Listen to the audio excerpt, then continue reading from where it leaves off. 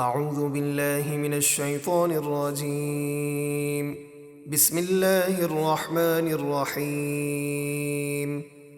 اب جو آیات تلاوت کی جائیں گی ان کا پس منظر کچھ اس طرح ہے کہ حضور پر نور صلی اللہ علیہ وسلم کی مکی زندگی کے دوران رومیوں اور فارسیوں کے درمیان سرزمین شام میں جنگ ہوئی، جس میں فارسیوں کو فتح ہوئی۔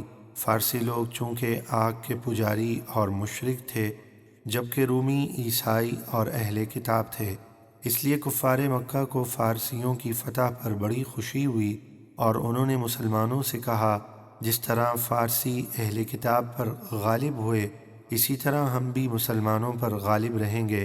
اس پر یہ اگلی آیات نازل ہوئیں اور فرما دیا گیا عنقریب رومیوں اور فارسیوں کی دوبارہ جنگ ہوگی جن میں رومی غالب آئیں گے۔ چنانچہ چند سالوں بعد ہی رومیوں کو فتح ہوئی۔ الف لام میم۔ الف لام میم، یہ حروف مقطعات ہیں جن کے معنی اللہ تبارک و تعالی جانتا ہے اور اس کے بتانے سے اس کے محبوب جانتے ہیں۔ غلبت الروم۔ رومی فارسیوں سے جنگ میں مغلوب ہو گئے۔ فی ادنى الارض وهم من بعد غلبهم سيغلبون۔ فارس کے قریب کی سرزمین شام میں، اور وہ اپنی شکست کے بعد عنقریب غالب ہوں گے۔ فی بضع سنین للہ الامر من قبل ومن بعد ویومئذ یفرح المؤمنون۔ چند سالوں میں اللہ ہی کا حکم ہے، فتح سے پہلے بھی اور بعد بھی، اور اس دن ایمان والے خوش ہوں گے۔ بنصر اللہ ینصر من یشاء وهو العزیز الرحیم۔ اللہ کی مدد سے، چنانچہ جس دن رومیوں کو فتح ہوئی اسی دن اللہ تبارک و تعالی نے غزوہ بدر میں مسلمانوں کو فتح عطا فرمائی۔ وہ جس کی چاہتا ہے مدد فرماتا ہے، اور وہ غالب بے حد رحم فرمانے والا ہے۔ وعد اللہ لا يخلف اللہ وعده ولكن اکثر الناس لا يعلمون۔ اللہ نے وعدہ فرمایا، اللہ اپنے وعدے کے خلاف نہیں کرتا، لیکن بہت سے لوگ جانتے نہیں۔ يعلمون ظاہرا من الحیاة الدنیا وهم عن الآخرة هم غافلون۔ وہ دنیاوی زندگی کے ظاہر حال کو جانتے ہیں اور وہ آخرت سے بالکل بے خبر ہیں۔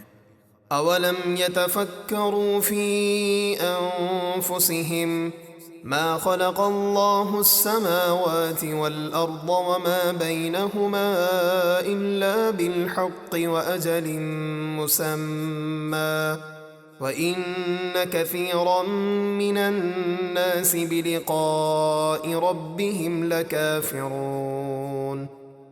کیا انہوں نے اپنے دل میں غور و فکر نہیں کیا کہ اللہ نے آسمانوں اور زمینوں اور جو کچھ ان کے درمیان ہے سب کو صرف حق اور ایک مقررہ مدت کے لیے ہی پیدا کیا ہے، اور بے شک بہت سے لوگ اپنے رب سے ملنے یعنی قیامت کا انکار کرتے ہیں۔